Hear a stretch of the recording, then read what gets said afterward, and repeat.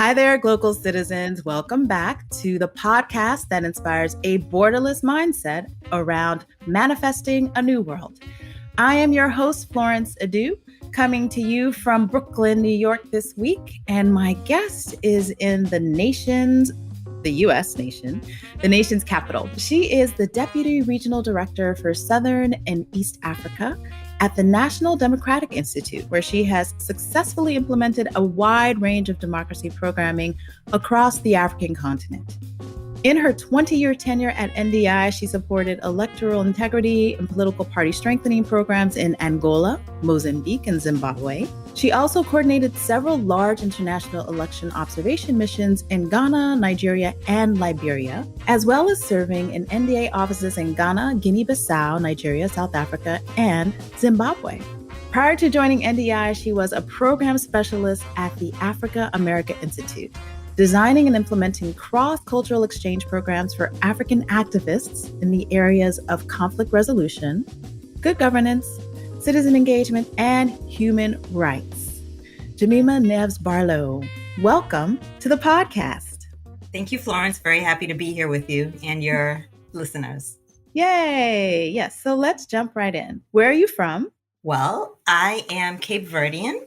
I was born in Angola. I grew up and still live in the United States. I'm a child of immigrants. And for those of you who may not know Cabo Verde or Cape Verde, it's a small country of 10 islands located off of West Africa. And it has a very small population of around 500,000. So the Cape Verdean diaspora is almost double the size of those in country. And so there's a huge Cape Verdean diaspora population in the US, particularly in New England. And that's where I grew up, in Massachusetts. Okay.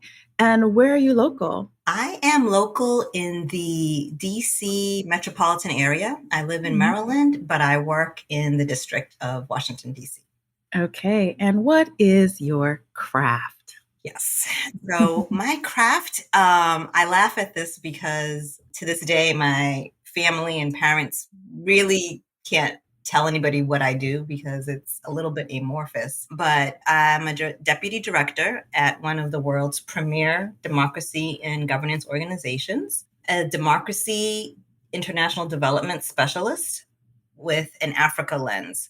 I've spent most of my career working in some way to support the little d democracy in countries across the continent. And I would say that my work is really about helping people have a say in how they're governed. Mm-hmm. That's a big task. Yeah, that's a big task. So let's take a step back. Let's get a bit of more information about how you came to be in this role that you are. So you mentioned that your family is from Cape Verde and you grew up in the Boston area. Tell us a little bit about how that shaped the Gemima that I'm speaking with now.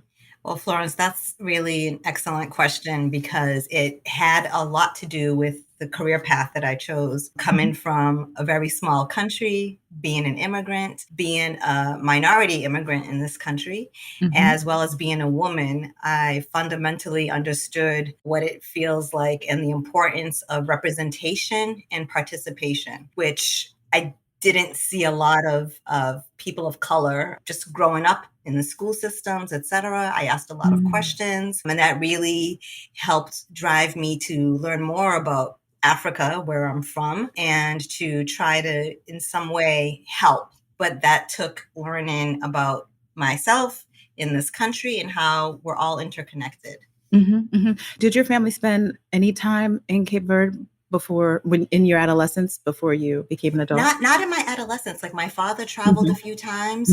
We actually brought my mother back to Cape Verde for the first time for her 80th birthday. Oh, wow. So it had been a long time, like decades since she was last there. Yeah. So it was an important opportunity to like reconnect. But I had actually been to Cape Verde back and forth since graduate school. So to me, it was something that I really aspired to do. And I have two sisters, and I'm the only one who's been back.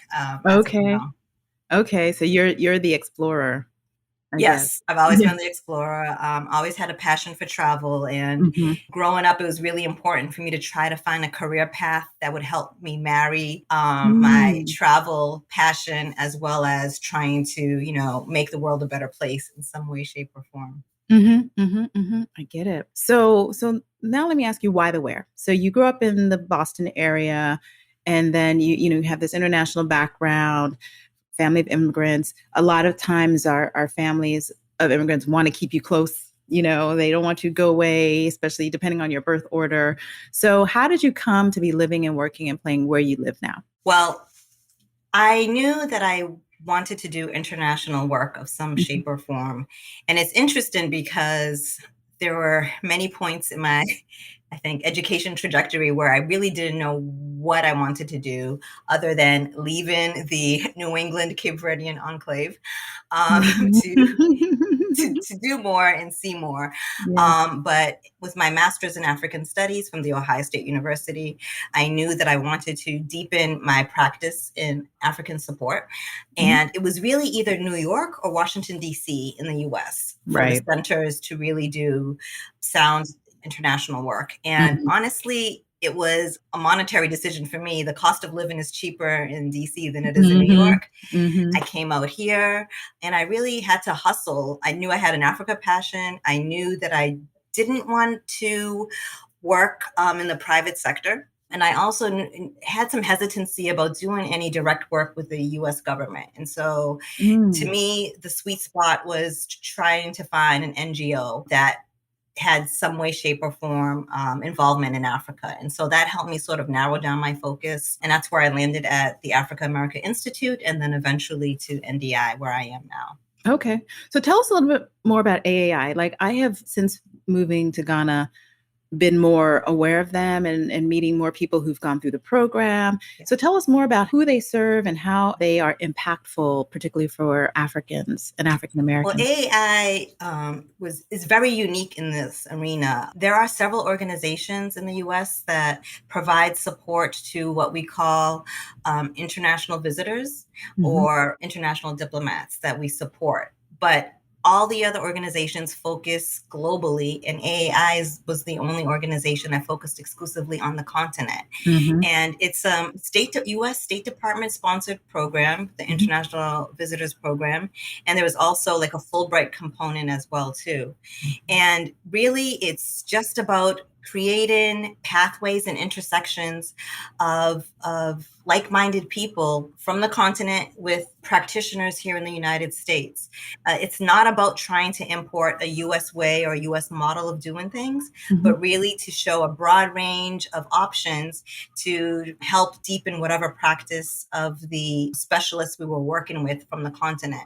Mhm. So essentially what happens is in any given country, obviously there's a US embassy and they have like a list or a roster of citizens that they want to engage and who they feel are like leaders who could benefit from exposure to a wide array of opportunities. And so it could be in the education arena, it could be in governance arena, politics. And so essentially what we would do at AAI was we would get the bios of the specialists. We would then design a program. And so, for instance, I worked on a project for a group of Rwandans who were looking at peace and conflict methods. And this was after the genocide, right? And it was a group of people who were Hutus and Tutsis. We didn't know who was who, but Mm. it was all about like community conflict resolution. So we sent them like across the US to look at like small scale community resolution, large scale, I think we sent them to California to look at, how people mediate with gangs. I think we sent them to somewhere down south where it was about like religious differences. And it's just about exchanging ideas to extract what is most useful for you to bring back into your context. Mm. And to really build networking. And so oftentimes when people go through the AAI programs, they're still in touch with the friends and the contacts that they made here in the US like years ago. And so it's Right. really about citizen to citizen diplomacy. Mm-hmm. So it's available to graduates, right? So not undergrads, but graduates, right? So it's a graduate level program. Actually, it's for professionals, Oh, it's really. a professional. Okay. I don't think we've ever done anything with students. That's a great question. We've done things with professors, elementary teachers, but it's really for like professionals. Sometimes it's with like police force people. So it really runs the gamut. Like agriculture, we've done several on agriculture as well too. I think it was one arid country where we sent them to Arizona, et cetera, so they could see how sustainable water practices. Yeah. So it really varies, but it's not for like young people. Okay, right. So it's more career professionals who are looking for, like you said, the networking and the career professional development side of things on a diplomatic level. Absolutely. And to try to prevent like the brain drain, right, that we often have on the continent. And we want people with expertise to stay and develop and do these things. And so this program is a way of helping to sort of expand their repertoire, but hopefully people return back and continue to do their good work. Right. Okay. So that was your AAI experience. So how did you then find yourself transitioning to democracy? I mean, it makes perfect sense, but tell us more about how you made that transition. Sure. Actually, it was really interesting because as people came over through AI and they had all of these, challenges with the work that they're doing. Oftentimes the root cause of some of these things are just lack of good governance or really insufficient politics in those countries that kind of prevent like participation, et cetera. And so for me, I would find that many times I would actually send some of our AAI visitors over to where I work now at NDI to talk about the democracy angle of whatever it is that they're working on. And to me, that was a draw. As I think through like what, my passions are or what drives me, it's often things that really, really bother, I think, me. And one of the things that it's injustice and bad governance or poor leadership in some of these countries. And so that's what really drove me to become involved in this line of work, which is connected, but a bit different. So you make a good point of bad governance and poor leadership. What are the tenets of what you see as bad governance? I mean, because democracy, I think there's, specific tenets of what democracy is, but you being in an organization that is your focus, what do you define as democracy? And then in that same vein, what is good governance? Sure. Excellent questions, Florence. Democracy is really about changing the balance of power and having citizens having a say in how they're governed, right? So it really then goes back to representation and participation. Oftentimes what we find in closed societies or in governments that are autocratic or governed by dictators is that all the decisions are housed within like a very few. And it prevents people from really having any of their concerns or priorities addressed.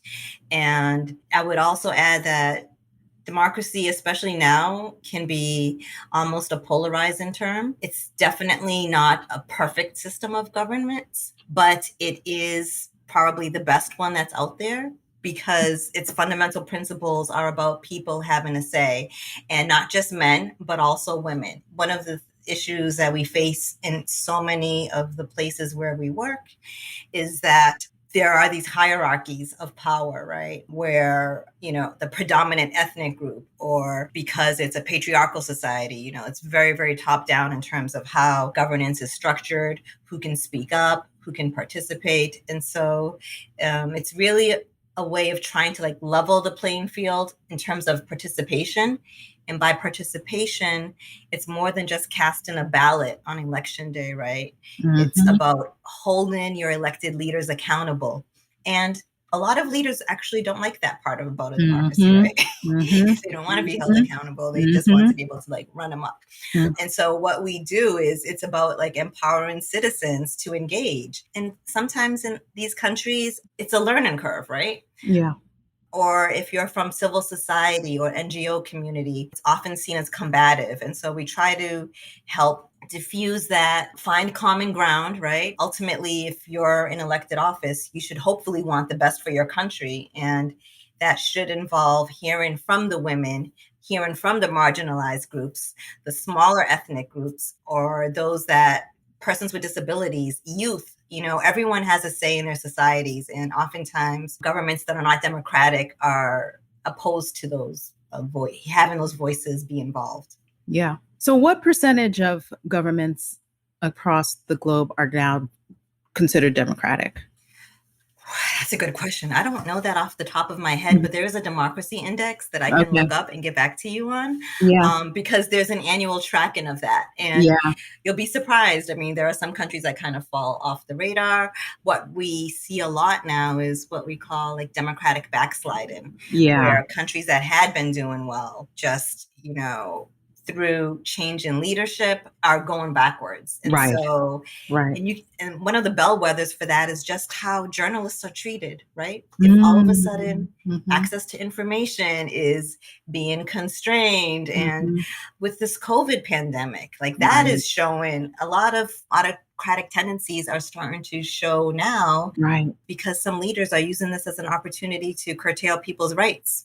Right. So, Right. So I know this is maybe not necessarily related to your work in democracy, but how do you reconcile in democracy the economics of social development, because I feel like the things that erode democracy are economic. And democracy is a political governance construct, while, we have capitalism or socialism or what have you, that is theoretically separate and apart, but we somehow kind of conflate them in our contemporary society. That's actually very relevant to the work. And it's a really good question, because at the end of the day, it needs to be removed from being just like a theoretical concept, right? Because we find, when you talk to people at the grassroots level, it's about the politics of the stomach is what we say, right? And ultimately, for democracy to really deliver, it goes back to the UN Universal Declaration of Human Rights, right? Everyone has a right to, adequate food, shelter, education, pursuit of joy and happiness, all of that. And if you're not able to maintain your family or make a living wage or, have access to clean water, et cetera, then you're going to question whether this democratic system you have in country X, Y, or Z is really worth it. And so the two are very, very close together. And there have been studies that show that democratic countries overall have a better socioeconomic base than those that do not, because it goes back to accountability, right? If in a functioning democracy, right, we have terms like electoral democracy, where just because a country has an election every 4 years, it's almost like a rubber stamp process, because the opposition is jailed, or, it's not real opposition, it's government funded to have a facade, and so there are other things that can kind of get in the way of that.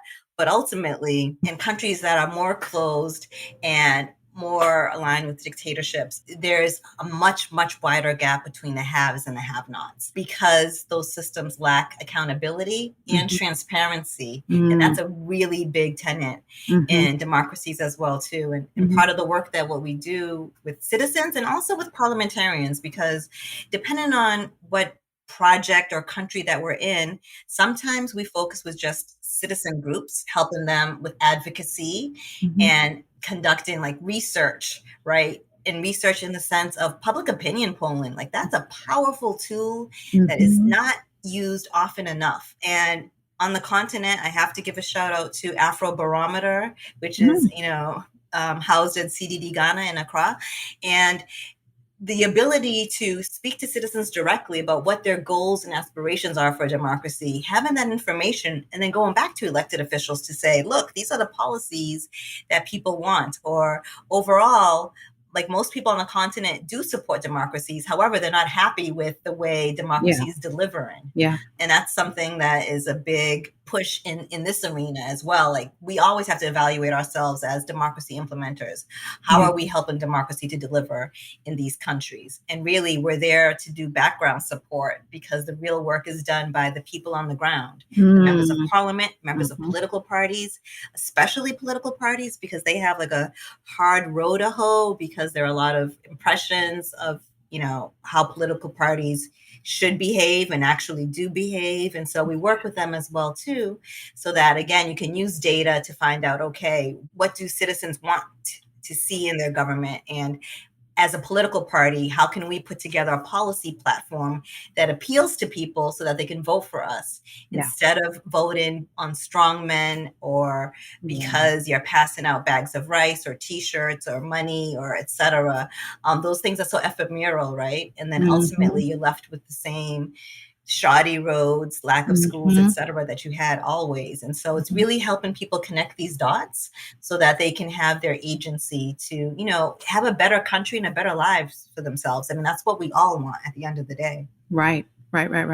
It's interesting that the exact things that you just pointed out, the rice, giving of rice bags, the kind of patronage types of giveaways that parties use or elected use is something that recently I saw on one of my social feeds where Ghana is now, and you have experience in Ghana, but Ghana is now in this debate around fix the country or fix yourself. Like before I left, that was the debate, fix your country or fix yourself. Is it because of the people that we are in this state, or is it because our political leaders are not focused on us?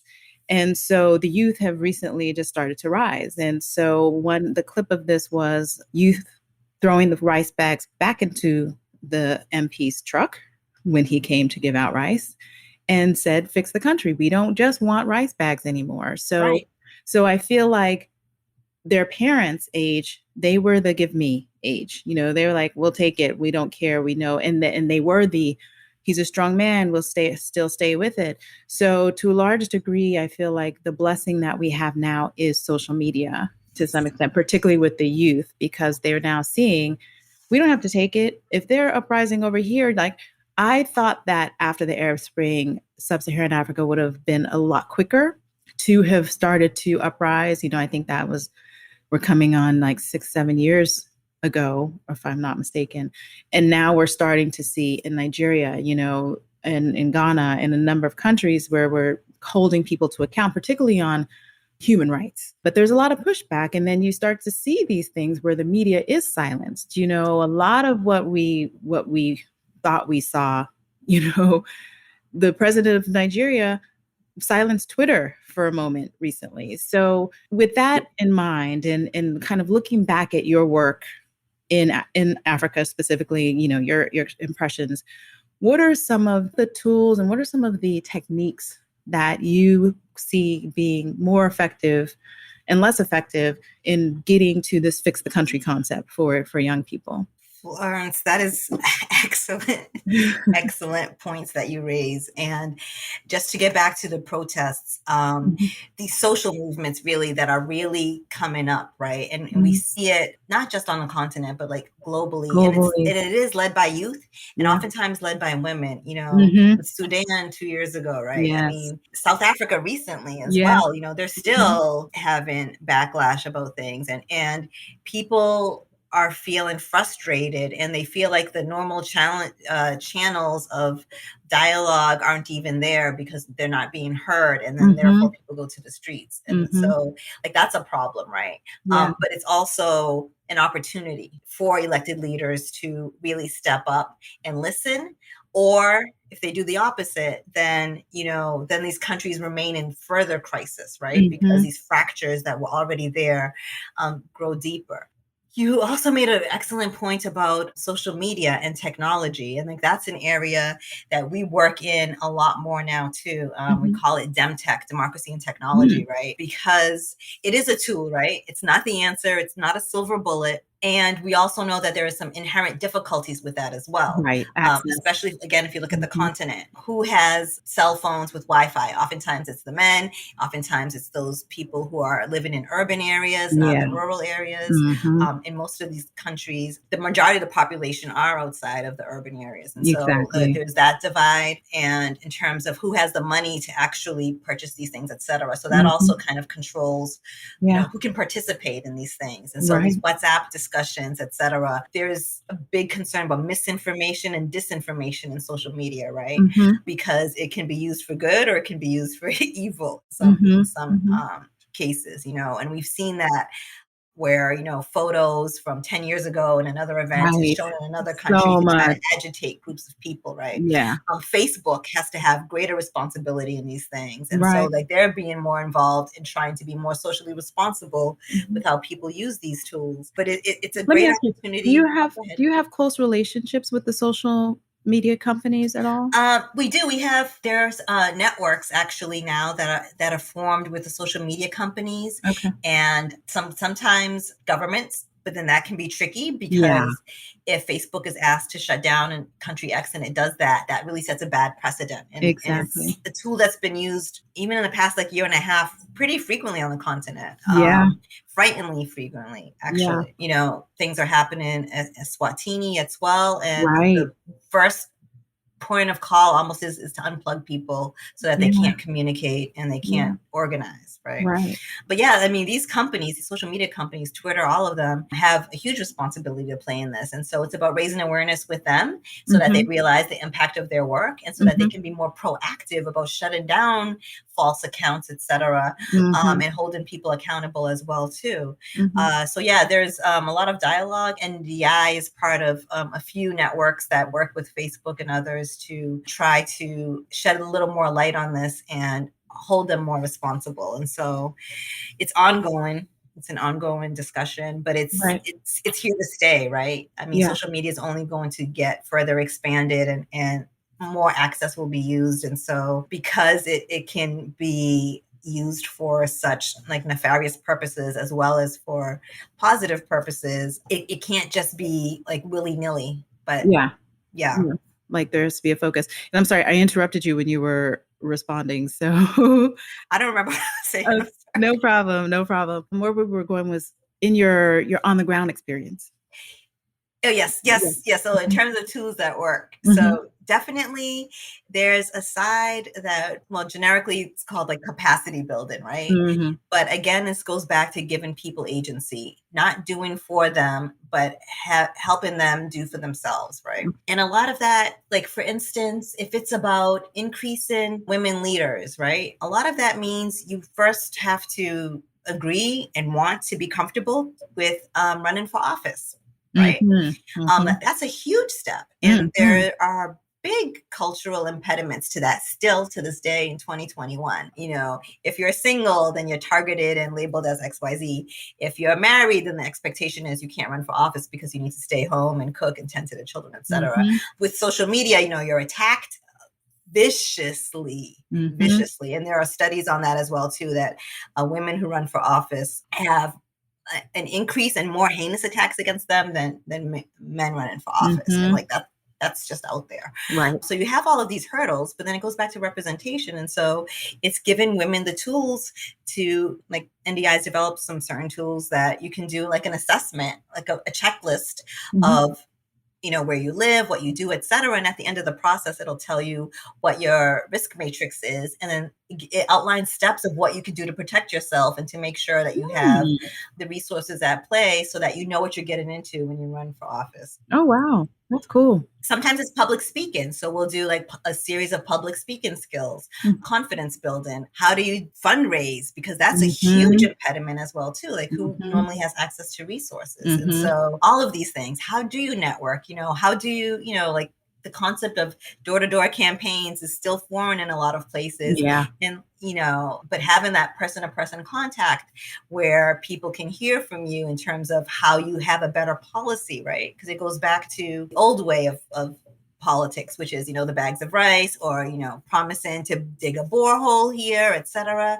But people consistently complain that with the election cycle, politicians will come, will campaign, you vote, have the elections, and you won't see them again for another 4 or 5 years until the next election cycle. Exactly. And so we try to work with like the supply and the demand side so that parliamentarians or other elected officials know that their responsibility also is to those who voted them in. And therefore, if you ignore your community, then best believe when the next election cycle comes, you will not be voted back in.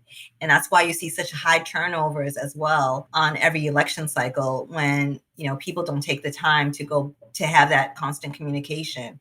And the idea of having town halls, we help parliamentarians like organize with their committees, like town halls, so they go back to the communities and talk about a certain topic, etc. So it really depends. And sometimes we'll see really good successes in these areas, but in this line of work, it's sometimes difficult to see impact right away because it's not humanitarian. It's not flying in and providing antiretrovirals to a community and then knowing that the AIDS rate has dropped.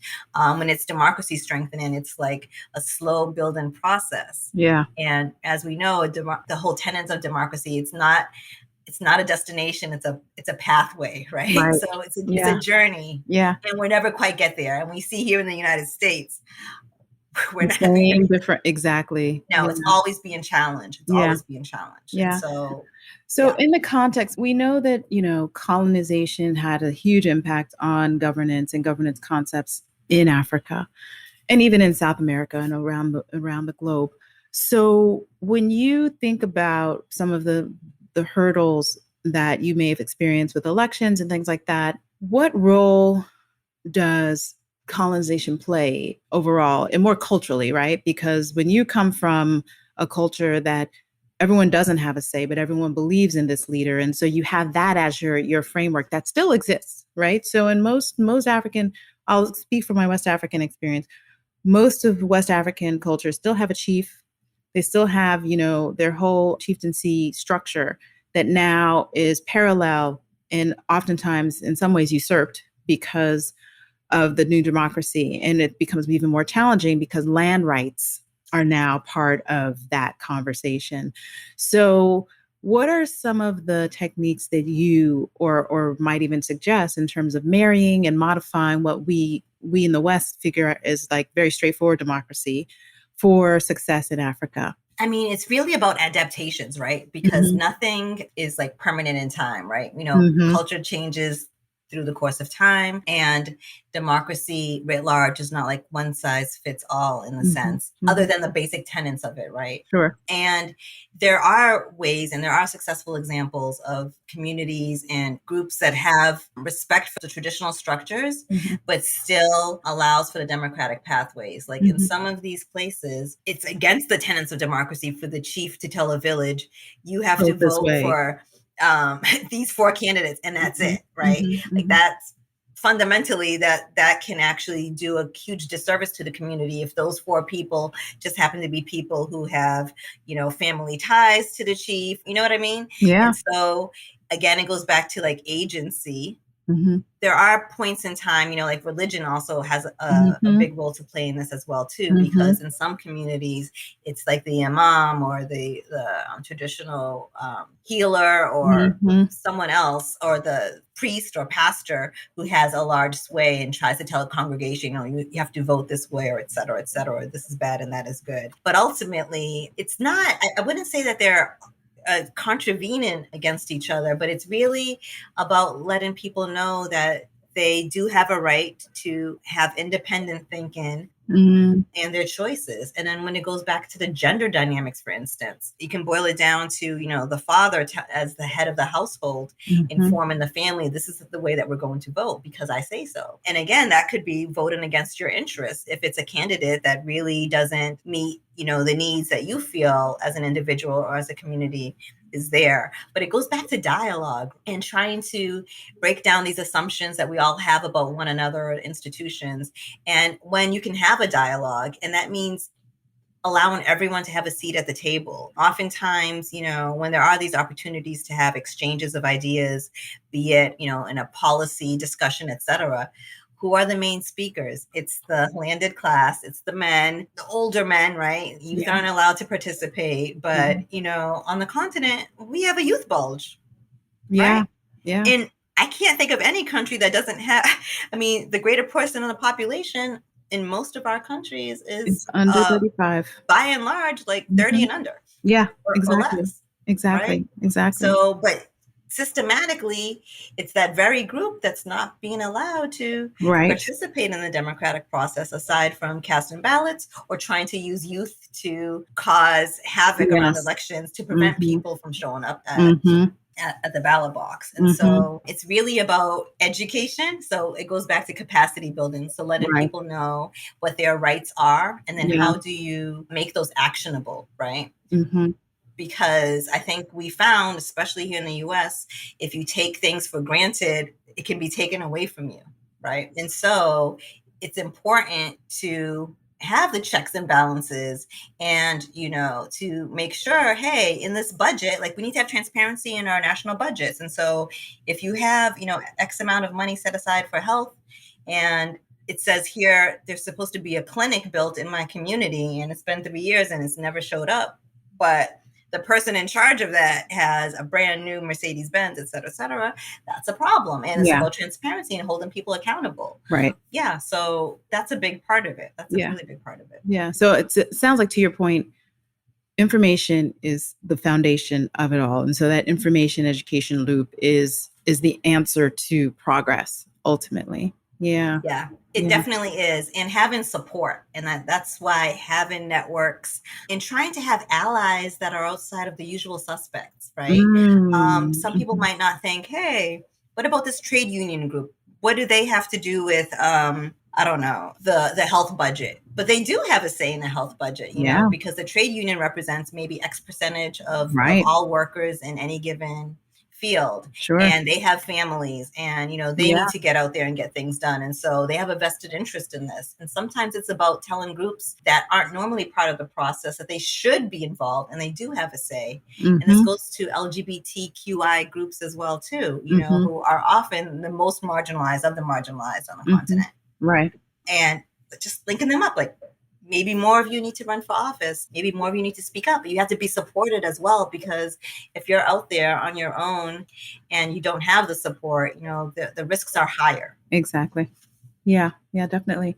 So let me ask you my Glocal Speak question. So this is where we want to hear what you hear. So in any of your experiences, or if you're in your current daily endeavors, I ask my guests to share a word, phrase, or saying that is a meaningful part of your local experience, and why or how you came to value it as Glocal Speak. I think for me, my local speak would be nothing for us without us. And, that is a statement that the persons with disabilities community has used quite frequently to advocate for their rights. But I think that applies in so many cases where, again, like one person wants to speak for a whole group, never checked in with anyone, puts together policies, programs, etc., that ultimately don't work because you didn't involve the very people who are impacted by it. Exactly. And so that's something that drives me in the work that I do, is that nothing for us without us, so that it just goes back to participation and agency. Yeah. I want to take, all this talk of democracy and marginalized people. We're at a global, I want to say, nearly catastrophe with the issues with Afghanistan right now. And so looking at the swift rise of the Taliban coming in, and more so my concern and my eyes are turned to the idea that women are virtually disappearing from street and local life. What are some of your thoughts on what you see as the way forward with, I guess, global democracy or global diplomacy in terms of communicating and creating partnerships? Because we know war doesn't work. This is clear indication that you came and you decided you wanted to try to mastermind something new in a country that had, sure, it was what it was, and now it is what it was. So what are some of your thoughts on where it went wrong, where women, particularly where women, because that's to my heart. I saw an image of a wall, an advertisement being painted over of a woman, and my heart was like, oh my gosh, like I feel for that. What are your thoughts? I mean, that says so much, and we're literally watching all of this unfold, like in real time, right? And again, through social media and everything, I mean, like literally unfiltered. And it's extremely heartbreaking. And women are often like the canary in the coal mine. Like how a country treats its women will tell you fundamentally how well it's put together, honestly. Because we are the backbone. No matter what. Yeah. That's like, I just don't get it. And No, in this day and absolutely. But age. they get it. They see that. And that's why, Right.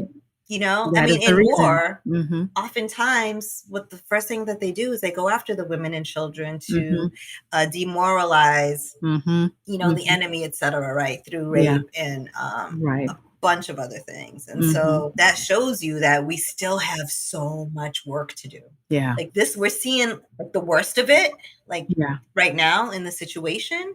Right. But in many ways and shapes and forms, I mean, there are different manifestations of that where, if you're not allowed to run for office, or you're, constricted from speaking up, or with female genital mutilation, or, so many of these other things.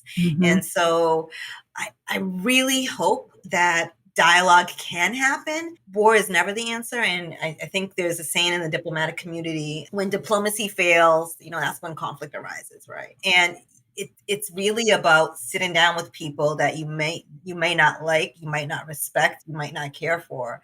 But if that doesn't happen, it's like we have to coexist somehow, whatever country we live in, whatever society. I mean, there are deep divides everywhere. But if we can't find a way to coexist, then these issues will continue to fester. And when you talk about the impact of colonization, it does have an impact in some of these places. I mean, like if you look at the continent, with the Berlin Conference, and you're putting groups together that were never and calling it a nation, and people view themselves as their ethnic group first and their nation second, right? And then there's these constant conflicts. But at some point we have to accept, okay, we're the nation of Ghana, where we have I don't know how many ethnic groups. And what I do appreciate about Ghana, especially in any election that I participated in, at the end of the day, there's been peaceful transitions, and people to a person were, for the most part, were like mother Ghana first. And I do not hear that everywhere, where people, put country first before party, before ethnic group, before anything else. And so I think that is, despite all the challenges that you described that are happening now in Ghana, that is something that I think can help forge a way forward if more people can get in line with that thinking. Right.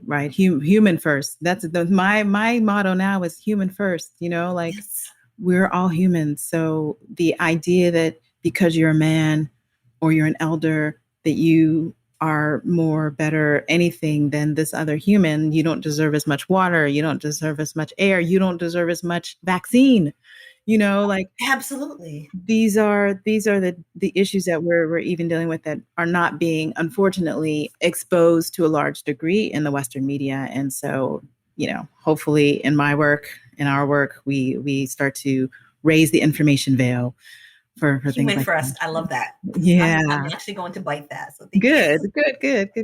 So speaking of different ways of thinking, what is your favorite or an innovative mindset hack? So this is one that you can imagine, or one that you know of. That's a tough one. I mean, for me, I try not to self-sabotage. And so that's good. My hack is really to say yes, even when I have hesitancy. Okay.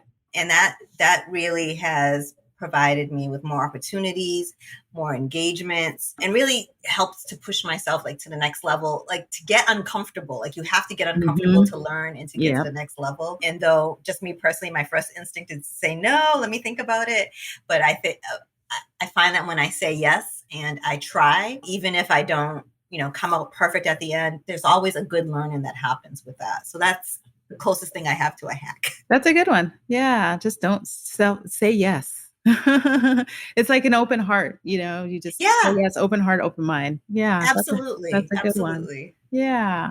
I know you're a busy woman, so we're getting towards the end of our conversation, but I always like to ask a little bit more about the you that's not the worker, that's not the one who's managing sub-Saharan Africa in elections. Okay. So tell me a little bit about, are you a reader, are you a watcher, or are you a listener? I'm a little of both. I used to be an avid reader. So out of all of it, I would say I'm a reader, but lately I've also been going down a YouTube video hole. Okay. So YouTube is one of your favorites. So what are some of your favorite reads, and what are some of your favorite YouTube watches? Well, because I'm involved in a lot of heavy work, I tend to go late when it comes to YouTube things. Yeah. And so Yeah. right now I'm following, I love the Amber Ruffin show. Oh, I So, love it too. She's oh, great. That is like a laugh-a-thon. laugh, yeah, laugh, thought, and the Yeah. environment piece. I Yeah. love it. Uh-huh. So Amber Ruffin, I like fashion things. So, Okay. I like Karen Britchick, Angela Marshall, Cassie Thorpe, and Okay. the DIY stuff. I like house decor things. Okay. And in terms of books, I mean, it really runs a gamut. And again, I try to not always have heavy topics, but I just finished reading Black Bottom Saints by Alice Randall, which was so fascinating. Like, that's the one book that I found myself Googling as I'm reading, like stopping. And then like, I didn't realize just the added layers of complexity of these famous artists that came out of like the Midwest. And so it was really fascinating read for me, and I learned a lot. And the autobiography of Cicely Tyson, which was so motivational and eye-opening. So those are two that I really, really enjoyed. Nice. Those are good. So again, folks, those will be in the show notes. You have links to those. And just a tip, I don't know if I ever mentioned this to my listeners, but when you link to books that are recommended, it's an Amazon link. And if you buy that book through that link, then you are supporting Glocal Citizens. So keep that in mind as you click through the reads of our guests. So I just have a Cape Verde question for you. So Sure. I want you to take us a little bit there, because you also speak Portuguese as one of your mother tongues. So was that your first language? It was Portuguese and Creole, because okay. Cape Verde, it's an interesting African country in the sense of it was almost a science experiment with the Portuguese as they started doing their exploration / conquest of the continent. Right. Cape Verde was really a depot for Africans that were then put on slave ships to head to the Caribbean and the US and elsewhere. Right. So it's a mixed society. So Cape Verdians have a lot of Portuguese in them as well as West African, but like the mother tongue in Cape Verde is called Creole. Okay. And it's a mixture of Senegambian languages. Yes. So yeah, both, but I'm not fluent in either because I've been in the US since I was 2 and I just never, but I can understand and I can get by. Okay, nice. So tell us your favorite place in Cape Verde. So those of us who want to visit one day, where would you recommend as a great place to chill out and get to know the country? That's going to be a controversial point because it's a small. There are 9 inhabited islands, and people are fiercely of course. But if you really want like the history and culture, I would recommend the island of Santiago. That's the largest island. Okay. It's where the capital is Praia, which means beach. Yes. But of course, there are beaches on all the islands. Right. Islands. But that's where you have the old forts. There is a higher tourism industry where you can actually get the history of Cape Verde and all of that. It's also famous for having a lot of pirate attacks. The 14th and 15th centuries. And so all of this old history and culture there. And there's a good art scene there too. Okay. But also the other main capital is in Santiago in Mindelo, which is the other economic capital of Cape Verde. And that also has beautiful beaches. There's a huge festival, Bahia dos Gatos, that happens every summer. Okay. Hopefully they're not doing it during the pandemic, but they might. And so that's also a beautiful place. But there are a lot of direct flights from Europe and from the DMV area. I think there's now some direct flights as well too. But you can't go wrong at anywhere you go. In Cabo Verde, we have this attribute that we call morabeza, which is just means, humanity, love, openness, and Cape Verdians are always willing to talk and share. So nice. I highly recommend that people visit. And you are representing for your country with your willingness to talk and share. Thank you so much for joining me. This has been great. This has been great. So listeners, this has been another episode of Local Citizens. You can catch us with new episodes every Tuesday at www.localcitizenspod.com and wherever you get your podcasts. Another reminder, share, subscribe, leave us a comment. It helps people find us. We want to be found. We have good content here. And as always, bye for now.